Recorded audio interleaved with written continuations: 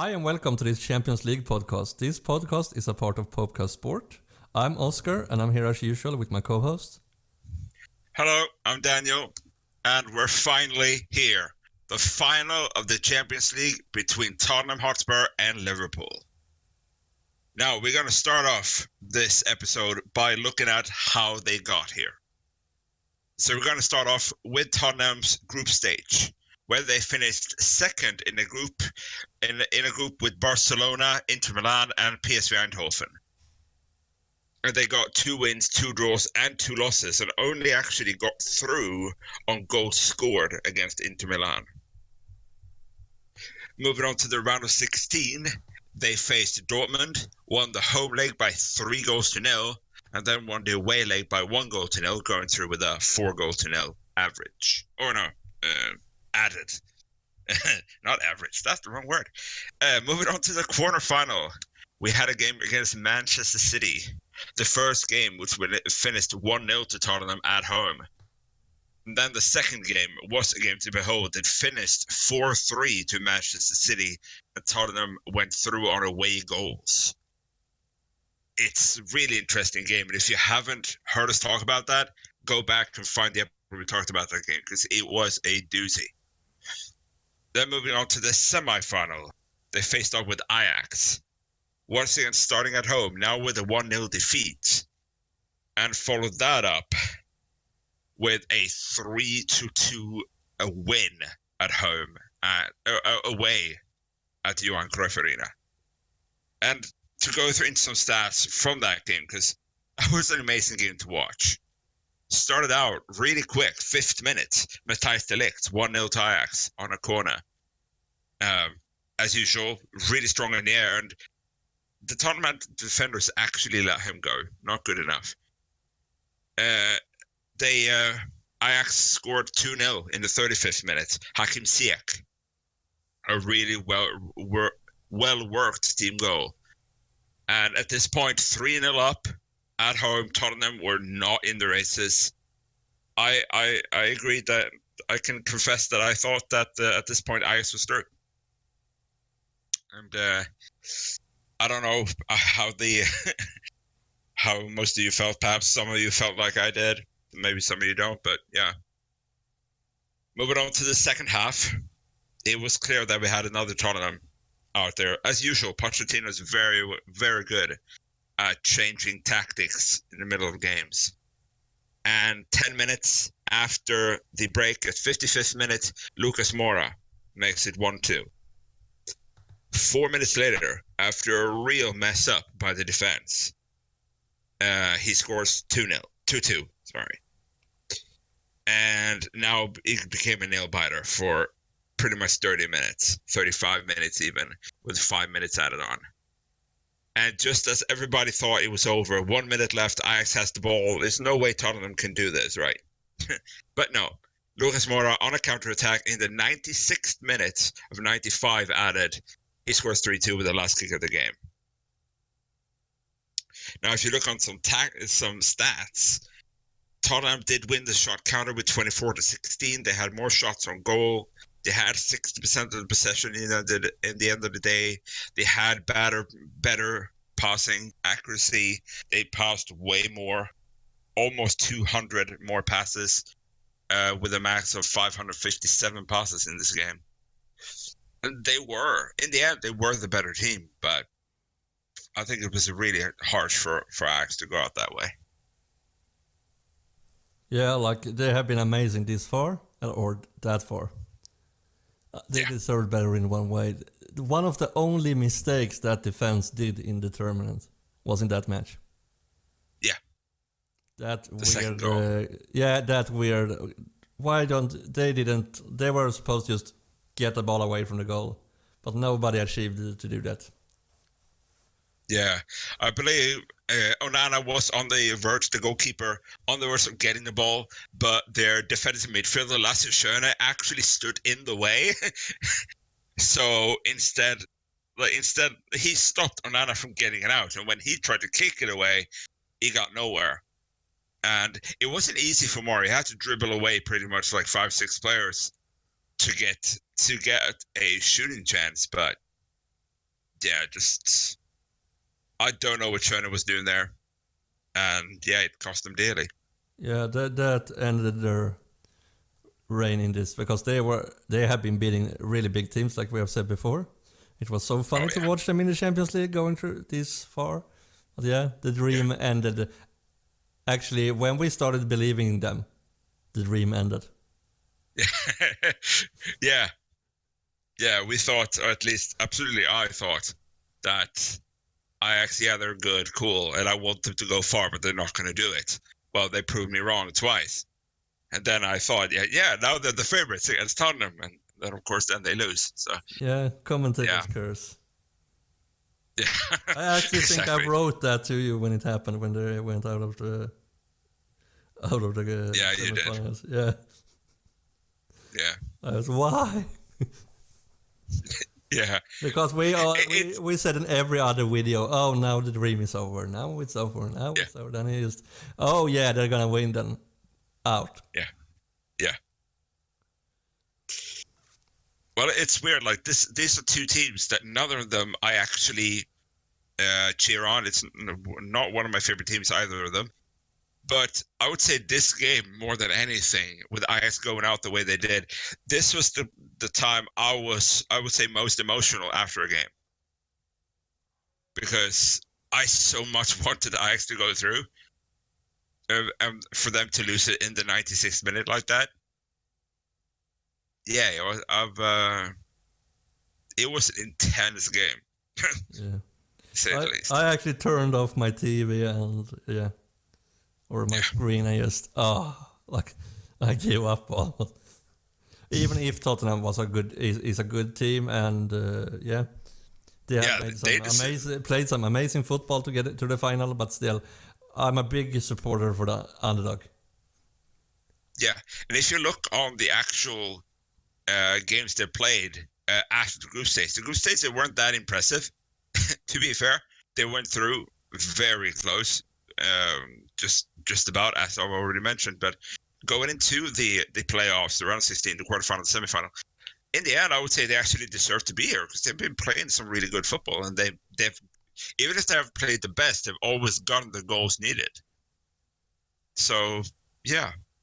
Yeah, and it has been a really close call 2 times in a row now, if I'm not mistaken. Yeah.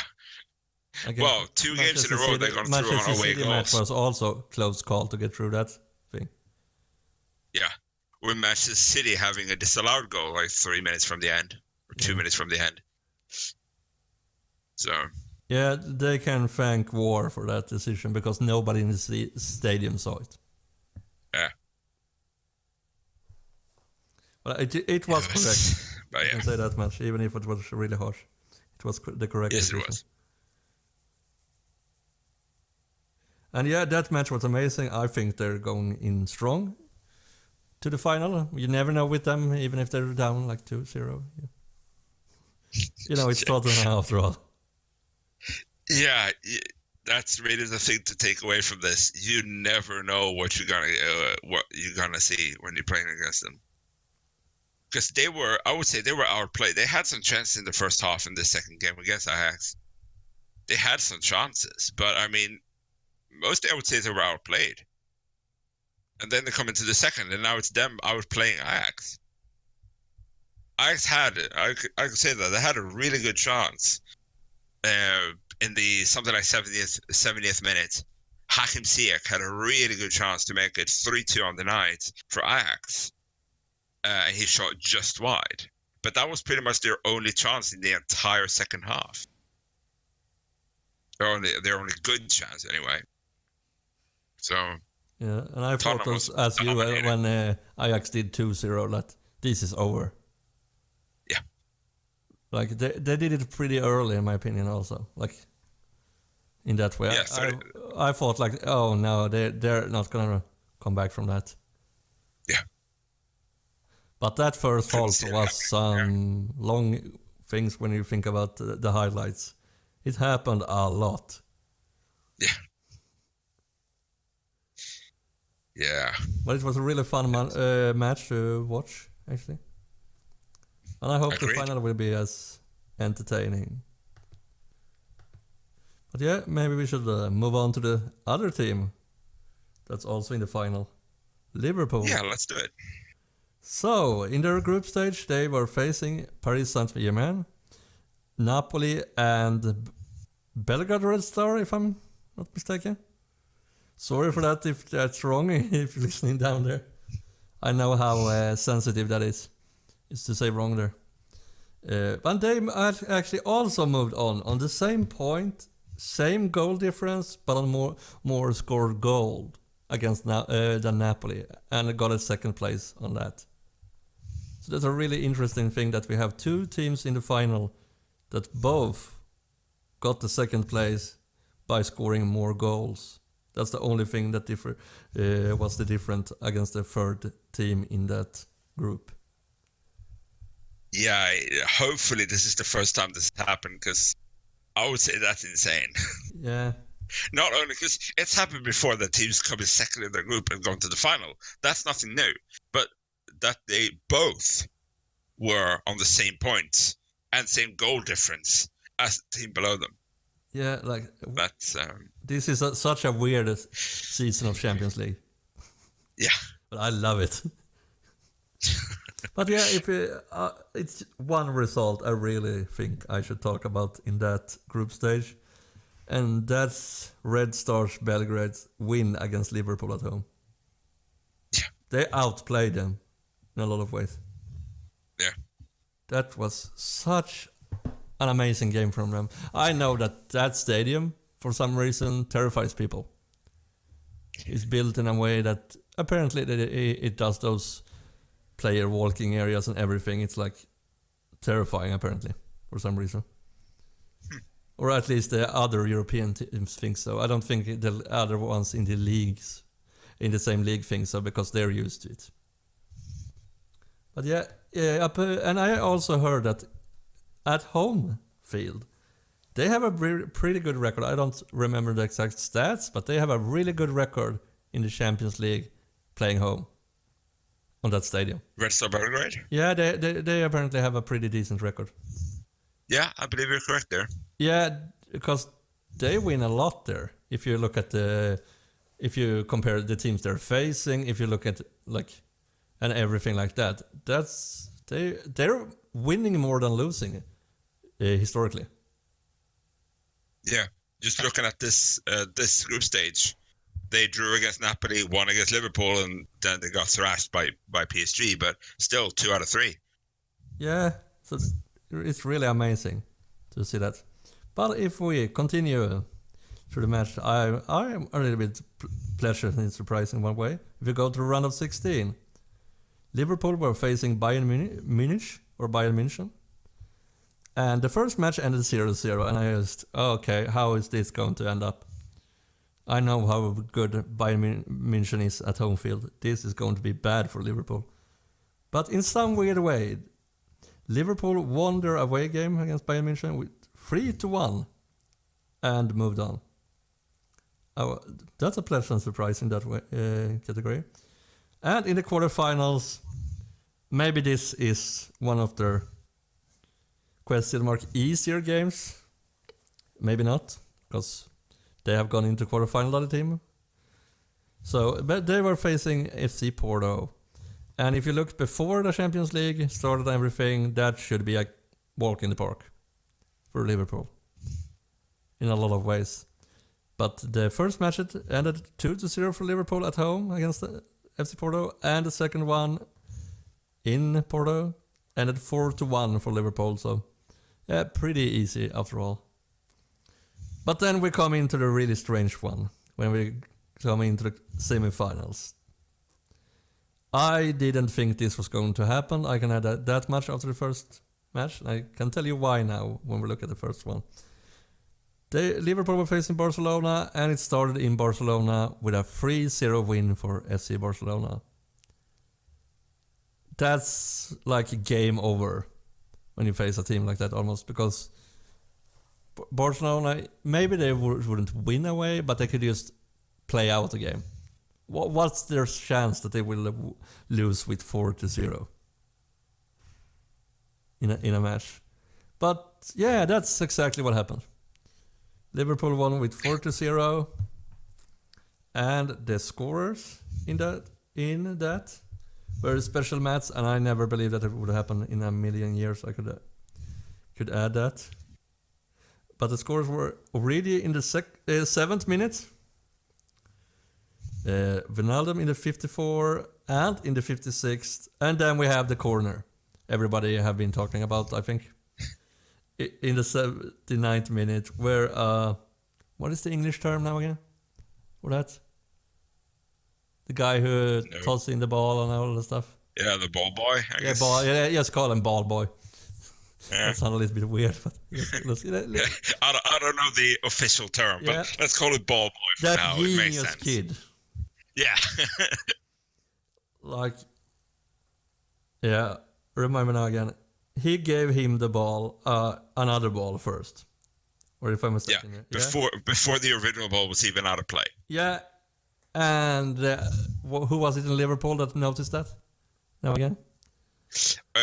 Well, the ball was still in the field. The ball boy placed the new ball at the corner flag. Yeah. Origi sees this, goes out, kicks out the ball, and then slowly walks into the penalty area. Exactly.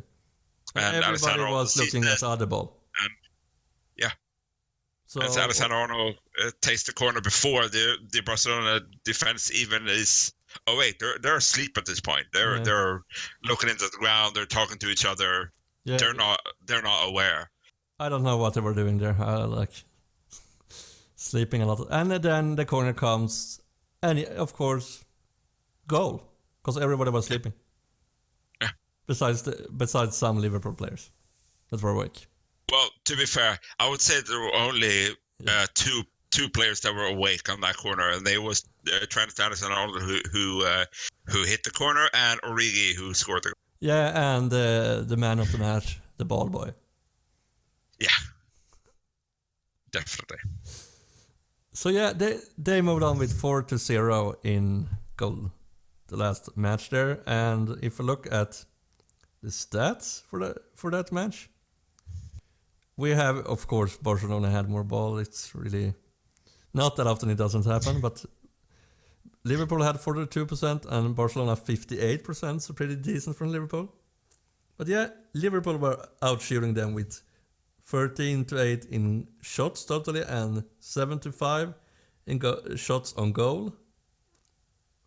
And this is a weird one in my opinion. Barcelona only having 82% in passing precision. Well, still better than Liverpool. Yeah, but still, it's Barcelona. I'm used to them having figures around 90 somewhere. And Liverpool had 78, but that's pretty common to them, in my opinion.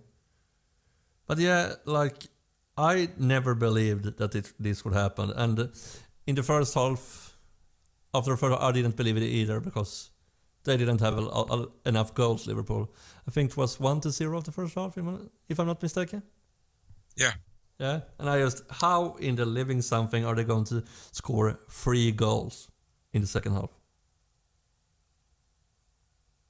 Yeah, and then Klopp did coming into it a very weird substitution in halftime, switching out the injured Andy Robertson on left back and on with a midfielder in Jorginho Wijnaldum, dropping Milner to play left back instead. But it was the right call within 11 minutes. Wijnaldum at 2. Yeah, he brought it up to 3-0. So, and at that time it was extra time. So even that's a win, really, for Liverpool. They got it to extra time in the 56th minute. You know, from there, it was just one more goal, and we have this. So, yeah. Although, to be fair, even if Barcelona just scored 1 there, it was 3-1. Then Liverpool would have needed to score, another 2. Yeah, they would have needed to score another 2. So, since that would be Barcelona's away goal, so. Yeah. And then the injured Mohamed Salah came on with his iconic T-shirt now, I think. Never give up. Yeah, after the finish, after the final whistle. Yeah, the risky T-shirt, I have that. No, but it's true. Like, never give up. In Liverpool's, in Liverpool, it really paid off. Yeah. Barcelona had an off day. They weren't as good as they usually are. I would say Messi did. He tried, but he was actually expertly marshaled by, I would, for me, a surprise, but Matip, the centre-back pairing for Van Dijk in this game, was surprisingly good at taking the ball from Messi. Yeah, Which is they a only give him sentence I would not shooting think I would say. opportunities. Like not in the middle, but like in the on the flanks. They only give him shooting opportunities in a. Okay, it's Messi can still score from that angle if he has a good day, but they only gave him opportunities like not straightly in front of goal. Yeah. And he I mean, there was so many chances. He actually came like almost full speed through the middle. It's like, yeah, this is just this is up to Alisson. Can he stop him? But all of a sudden, yeah, there comes a foot from Robertson or from Matip or from Alessandro or from Fabinho. Like, there were always some people in the way to stop Messi when running, and I think that was key. Yeah, and sometimes you overdo stopping Messi. Like, you have too many people doing it, so the other ones will score. But they had a good balance. Yeah, they seem to hit it in the exactly right spot, that balance, because that is a problem when you play against FC Barcelona. How many people are going to put on Messi, and who gets the area that player isn't covering? Exactly. Yeah, to say this, like, Liverpool didn't deserve to lose the first goal, their first game 3-0. They were good enough for at least one goal, maybe even two. So that they would go through is actually, I would say, fair. Over two legs, Liverpool were the better team. Then I'm not sure neither the 3-0 for Barcelona or the 4-0 for Liverpool perhaps were fully, I would say, agreeable in that sense, finishing scores for these games. But it is correct that Liverpool went through because they were the better team over the two games. Yeah, I would actually go with the score of 2-1 in the first match and maybe 3-1 in the second one to a fair score. Yeah. Yeah, that sounds about right, I think. Yeah, because I think we agreed after the first one that my guess on 2-1 for Barcelona would be a fairer score than 3-0. Oh, yeah. They weren't outplayed like that in the first match. No. It was just Barcelona being deadly. Yeah, and neither was Barcelona that badly outplayed by Liverpool this game. Yeah, so I think it's justice in the end there. Yeah, it is. But it was amazing matches, both of them. Both were like in the semifinals. Every match they were amazing in its own way, and let's hope for an equally good final. But yeah, if you go into scoring in Tottenham and assists. Yes. Well, we've looked into the goal scorers and assist getters so far this Champions League. And on top in Tottenham, we actually find still Harry Kane with 5 goals and an assist in 8 games. And yeah, he's been injured now for a few games. We don't know if he'll be final or not, but we'll look into that more at later. We have Lucas Moura with 5 goals in 11 games, although he did score all 3 games in Tottenham's 3-2 win against Ajax, so that's supercharged his numbers. We have Heung-min Son with 4 goals and 1 assist in 11 games. We have Christian Eriksen with 2 goals and 3 assists in 11 games. So they're all close to a point every other game, which I think is a good thing to have in the Champions League because it's a really hard competition to keep continuously creating points and goals or assists. We also have Llorente, which only scored 2 goals and have 1 assist, but managed to spin important goals, both of them. Dele Alli, no goals, but 3 assists in 7 games. So they have some players, definitely, that have scored, but I think their main problem is that they only have, looking at the guys who's actually score points, there's only 3 of them who scored above 10 games. So moving on to like 80%, or even a little bit higher than that in available time on the pitch. And I don't know if that's necessarily really a bad thing, but at the same time, they have not been able to use the same team. They haven't had the time to get as cohesive in this tournament as Liverpool has, as you're about to touch on a little bit now, I believe. Yeah. So the best one for Liverpool has really been Mohamed Salah. And I don't know how big of a surprise really that is. He has played 11 games, scoring 4 goals and doing 2 assists. And that's 1 point every other match. That's over 50% bar, if I'm not totally mistaken here. Yep. And we have Roberto Firmino that actually almost hits that bar with 11 games played, 4 goals and 1 assist. So really close for him. And as no one surprised maybe in one way, Sadio Mane has played 12 games, 4 goals and 1 assist also. Almost also taking that thing. He's almost up there. And one guy who maybe hasn't done a lot of points in that way, but he hasn't played really much either, is the impressing guy, in my opinion, if you look at this, is Xherdan Shaqiri with 4 games played, 2 assists in those games. That's 50% for a guy who only plays 4 matches. And he hasn't played full matches, all of them either, if I'm not mistaken. No, he often comes off on the bench. Yeah. He did start the second game against Barcelona. He did get substituted later on in the game, but then he started. But that's, I think, one of his few starts this tournament. Yeah, so he has been doing really well when he has gotten playtime in that department. For him to have those scores, like that's good enough, in my opinion. But we have also... there have been a lot of point getters doing important goals in that team, actually. But Wijnaldum in the last match, that was amazing. The only goals or assists he's done all tournament. Yeah, but he did it in the right time. It's like, almost like Mora in Tottenham. He does the important ones. Yeah. Like, those ones are so important. They needed someone to score the goals, so they stepped up. Exactly. Like, it's not only how many goals you do, it's also how important are they. Yeah, that's more important, to be fair. Yeah. Like, are they game-winning goals or not? Of course, it's fun to win with a lot of goals, but still, are they game-changing or not? Are they getting them through to the next stage or not? Let's switch focus to the upcoming final, played in Madrid on the Estadio Metropolitano on June the 1st. Now, this episode is being recorded 2 days ahead of time on the Thursday.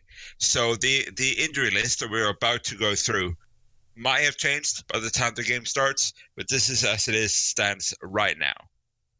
And we're going to start off with Tottenham, and I'm going to start off with the big one, which is Harry Kane, who injured his ankle, or his ligament in his ankle, for quite a few games ago now. And he's still down as an unknown at this point, although they said already going into the semifinal that if they get to the final, he would be ready to start. And I read a little short interview with Pochettino that said he will be ready for the final. Then if that holds up, if everything goes to plan, we'll see on the day. But he might actually be ready to start. Moving on, we have Danny Rose, which had a problem with a hamstring, but he's back in training, so he might be ready. We have Davinson Sanchez with a thigh injury on a day-to-day basis. We have Jan Vertonghen with an ankle injury on a day-to-day. And we have Harry Winks with a groin injury. Now, he's been out for quite a few games as well, and he's also down as unknown. I read some supports that he's back in training. I also read some supports that he's having a surgery, and who knows how long he will get. So I don't know which is truth there, but we'll know more about that when the game starts. Yeah. Now let's move on to Liverpool, shall we? Yeah, we have in Liverpool we have Roberto Firmino with a groin injury. It's unknown when he's come back, but I just read on the Champions League homepage that he is expected to be able to play. They don't know yet. They're thinking that it could work, so watch out for that.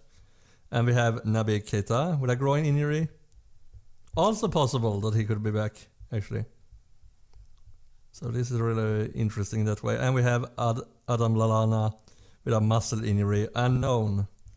And I have no update about him here at the webpage.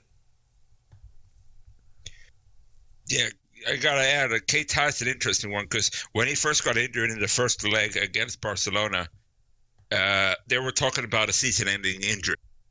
He was going to come back in pretty much the middle of July, something like that.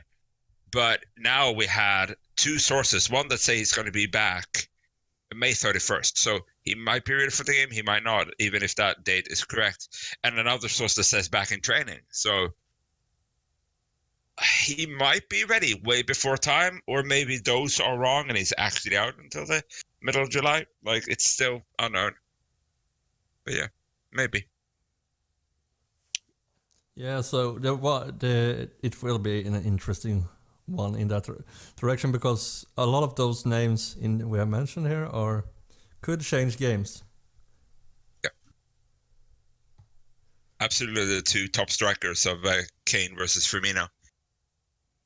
Yeah, they have been really important for their teams, at least in the league wise. They have been. But yeah, if we look, move on to the prediction part. What's your prediction here?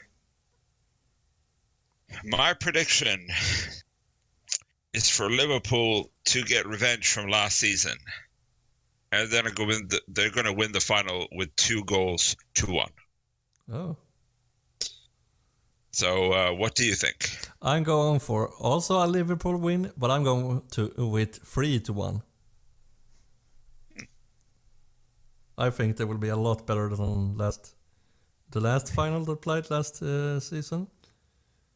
That was some goalie mistakes, but I don't know if we could blame him, because as you also know, the talkings after it was that he had a what is the English correct name for it? Concussion. Yeah, and in that case, I can't blame him. Yeah. I mean, I'm talking about Karius, so. Yeah, it was a long time ago, and it's been a year now. But there came out shortly after that game that he was playing with this concussion since a clash early in the game. But yeah, that was last season. Didn't finish well. They lost to Real Madrid in the final. But I feel like I'm still going with a 2-1 and that's part of just how good Tottenham has been. Liverpool has a really strong attack. If Firmino's there, they have one of the most feared trios, I would say, in world football right now, with Salah, Firmino, and Mane. And they're gonna do damage, but at the same time, they're up against Tottenham, who knows how they play. They played several times. They play in the league as well, so they know each other.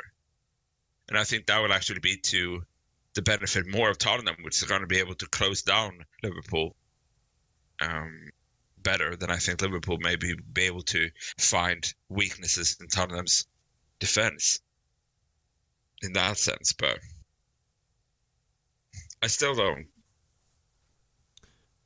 I'm thinking in the scenario of Liverpool will take the lead.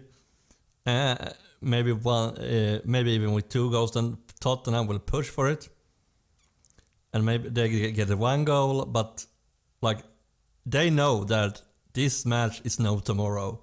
There is no game after this to change the score. They have to go for it in that way. Tottenham, if that happens, and Liverpool will get a goal from that. Yeah, because they like I said, there is no tomorrow in this scenario. They have most of times this far there has been a tomorrow from after the first match. Yeah. Here it is. It's one match. Like possibly even be a classic Tottenham where the first half Liverpool is going to dominate. Maybe they win by 1-0, maybe they're 2-0. They're going into half, but then Pochettino's going to do his famous halftime team talk, and they're going to come out a new team and actually be the better team in the second half. Yeah, that might even be a thing. I'm seeing that as a possible scenario. Yeah. So then maybe Liverpool win the first with 1-0 and then 1-1 in the second, or Liverpool win with 2-0 and Tottenham win outright the second half goals, but not enough. I could see that being the case, like Liverpool having a better first and then Tottenham and Pochettino doing his magic in halftime, but not being enough. Because however good Tottenham has been, getting past all these big teams like beating Manchester City, beating Ajax, beating Dortmund in a very convincing fashion. I think Liverpool is another beast in and of itself. Yeah, and I think they will redeem themselves from not winning the league and everything else. Yeah. This is their title this season. They deserve one title at least. Yeah. Yeah, they finished 2 points? Liverpool finished 2 points by Manchester City in the league. 2 points. And their points was good enough to win the league title in every season in the Premier League history except the last two. Yeah. Which has been Manchester City's seasons. It has been so weird, but it's really interesting to see that there are two teams this season. The season before that in the English league they were just running away with Manchester City. This was at least better. Yeah. Because those two teams dominated the league this season, but Liverpool really deserves at least one title somewhere. Yeah. They have another amazing season. Yeah. And I think looking player per player up against Tottenham, I think Liverpool is the better team. Yeah. I think as an out-and-out 9, I think Tottenham has a better striker in Kane if he's fit. But the front three is just good enough, so they don't need an out-and-out 9. They can have Firmino and it's like a false 9 kind of thing where you drift all loads all over, and Mane and Salah coming in from the sides and just creating havoc with their speed and their smart movement. And even if Tottenham has showed us both time after time, sometimes they have shut us up in one way. I think they could still manage without Kane in a pretty good way. They can, definitely. Yeah, I was worried for them because in my Premier League stuff I was really worried for them there, but they showed me wrong. I'm happy they did. So you never know in this match still. It's just my thoughts that 3-1 will happen for Liverpool, but you never know. It could be the same result other way. Yeah. Yeah, Tottenham can win 3-1. Yeah. Like, this is really, I think Liverpool is going to win.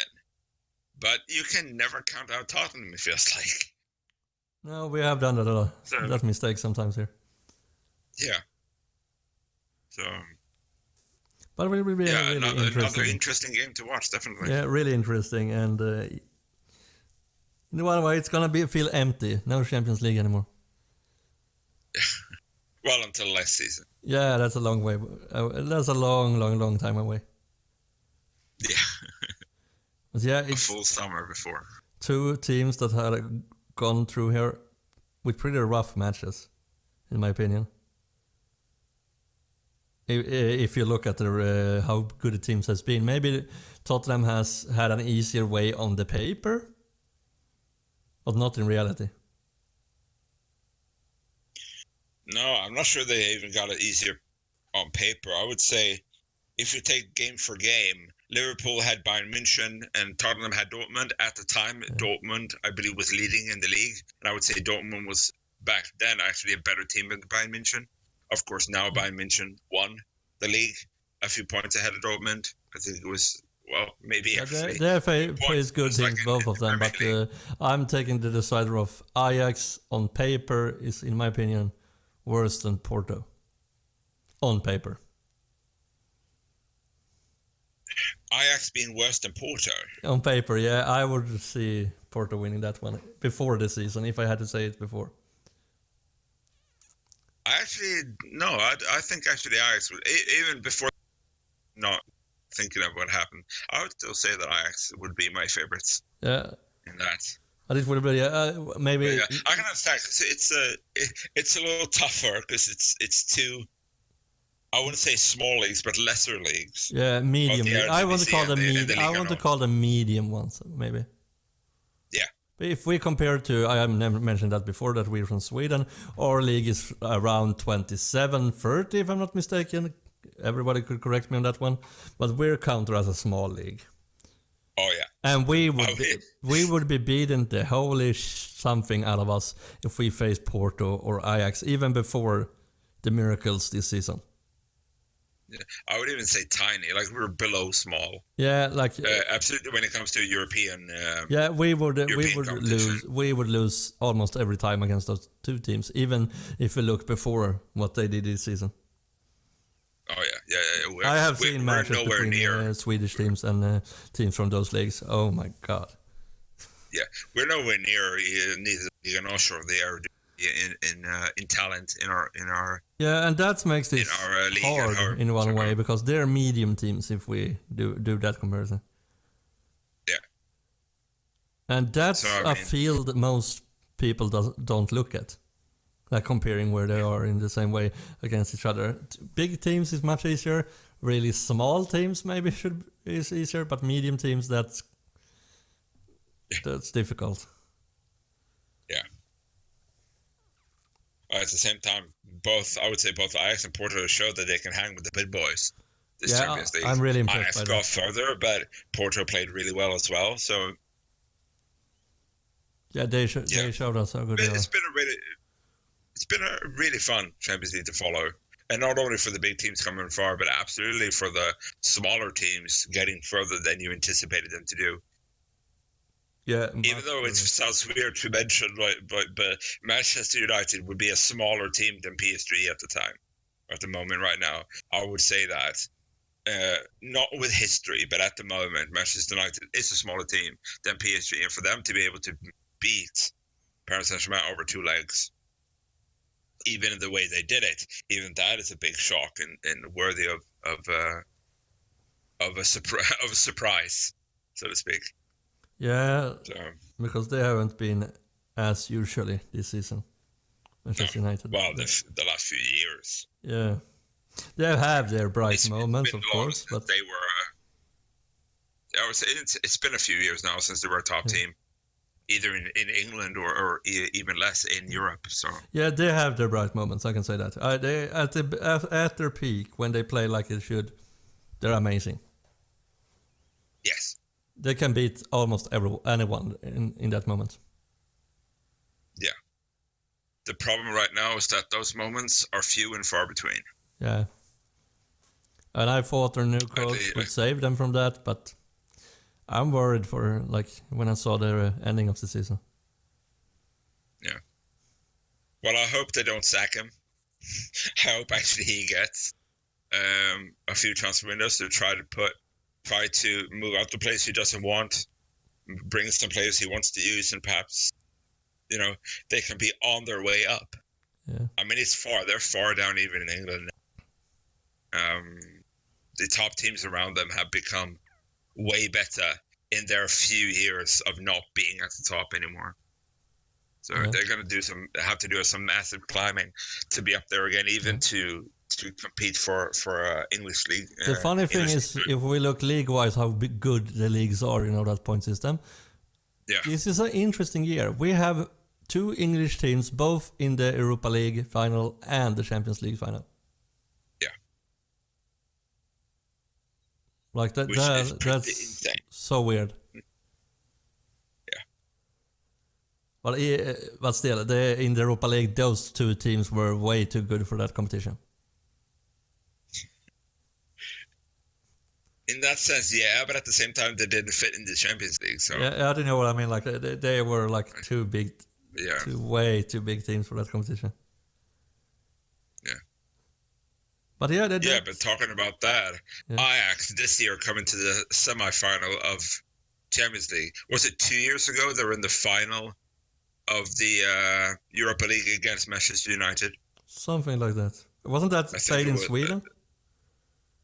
That I don't know. That is more than I know, actually. Because a few years ago we were playing on the Friends Arena in Stockholm in an Europa League final. Oh yeah, it was, wasn't it? Yeah, I applied for tickets for that one. I had forgotten about that. Yeah, I actually applied for tickets for that one. Yeah, and talking about the Europa League final, we might as well mention it here. Yeah. It happened, I believe it was yesterday when we're recording this. Chelsea coming out 4-1 winners over Arsenal. Just way better in that game. I didn't watch it, to be fully honest, but... Not me either, but I will be watching on Saturday. Oh yeah, definitely. Can't wait to see this game. Yeah, it could be an amazing one. But yeah, we're starting to come to the end of this thing. Yeah. Our first real season with this podcast thing. Yeah. And yeah, we will be back the next season if everything goes as planned. I hope everybody listening, if someone also will be back for that. Yeah, hope you enjoyed us rambling on for quite a few episodes at this point. Yeah, it has been really interesting. Yeah.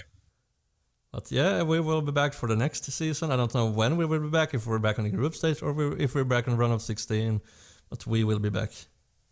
Yeah. So yeah, this has been it for this episode. And yeah, as I said, I hope to see you next season. That's all for us. Bye. Bye.